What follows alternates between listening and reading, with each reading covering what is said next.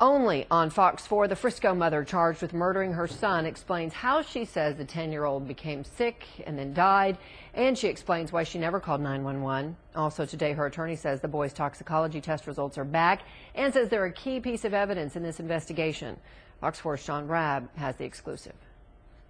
Did you, Pallavi, do anything to cause your son's death? No, I did not. Did you give him an injection? Did you cause his death? No, I did not. I did nothing to cause his death. Pallavi Dhawan talks for the first time about the events surrounding the death of 10-year-old son Arnav. Dhawan says when she picked him up from school Friday, February 1st, she knew something was wrong. He came. We went home. I offered him a snack. He didn't want to have a snack, which was a little bit unusual. So I offered him some grapes. He had a few bites of grapes. And then he didn't feel like eating. He said, I don't feel like eating. Can we go somewhere out? The Frisco mother says they went out to a movie, but her son said he was tired and wanted to go home. She says she took Arnav to get Toys R Us, then back home. I said, why don't you just, change and we'll just go to sleep. And he said, I don't feel like changing.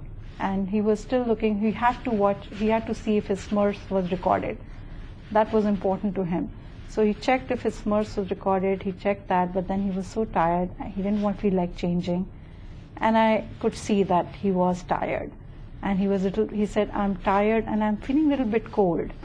So then I said, okay. And I touched him. He did seem a little bit cold, but there was no fever or anything. Pallavi Dhawan says she read him a story and put Arnav to bed, but he twice got up complaining of being cold. And this time I decided to stay with him, and I slept next to him. And then you woke up Saturday morning. I woke up Saturday morning. I tried to wake him up, and he wouldn't get up. And what did you think at first? At first I thought he didn't want to wake up. And then you realized, Pallavi, that he was dead?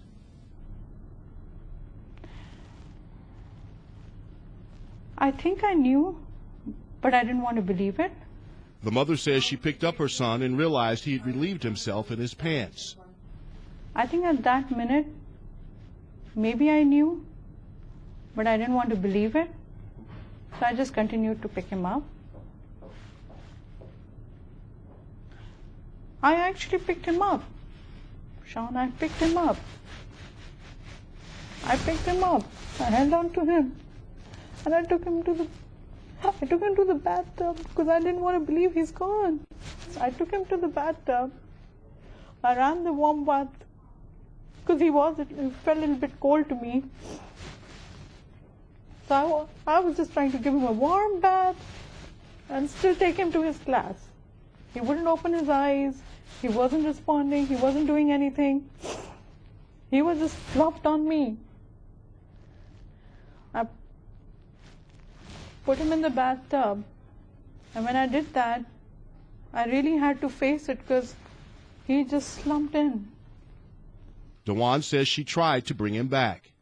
So I tried to push on his chest and just blow on his mouth and say, get up.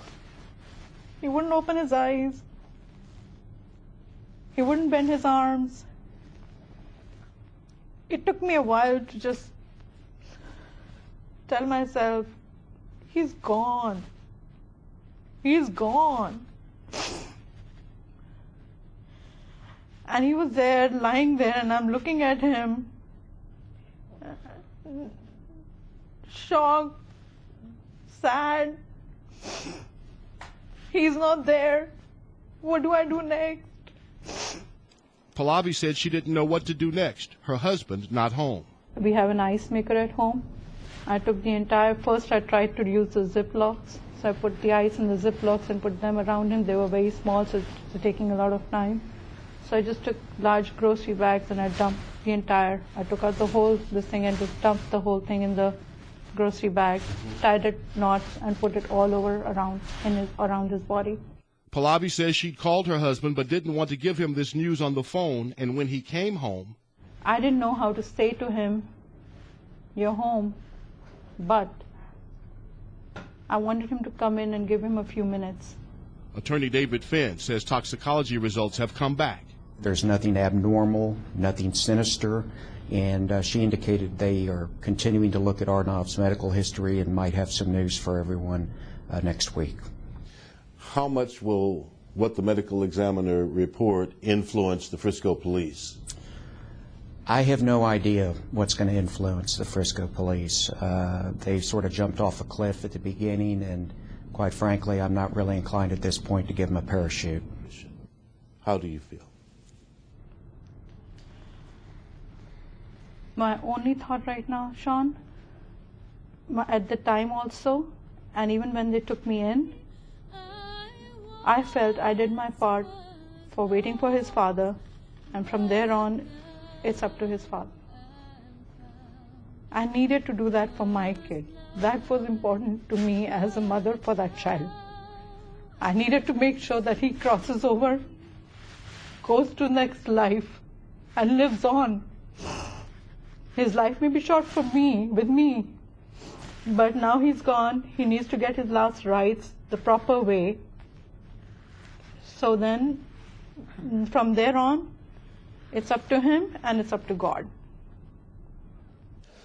Pallavi, Dhawan tells me that even though her son was complaining of being tired and cold on Friday night, she didn't think she needed to take him to a doctor because he had no fever and he wasn't complaining of being sick otherwise. When she realized on Saturday that he was dead, then she didn't call 911 because she knew they would take his body and she needed to preserve him for her husband when he returned.